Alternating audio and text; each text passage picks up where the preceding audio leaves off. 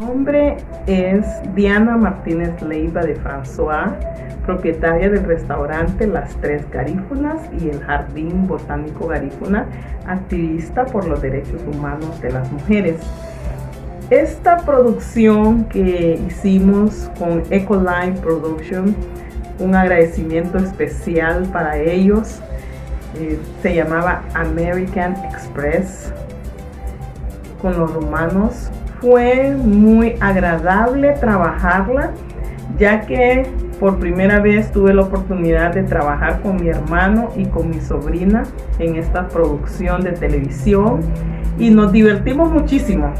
Era la primera vez de mi hermano actuando en televisión y él verlo nervioso, yo me divertía muchísimo.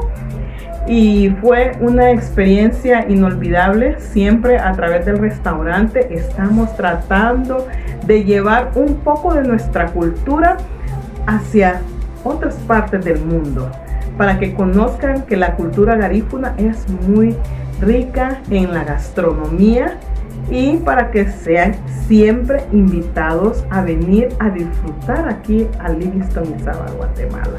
Aquí estamos en American Express, vamos a hacer una clase de comida garífuna aquí con el restaurante Las Tres Garífunas.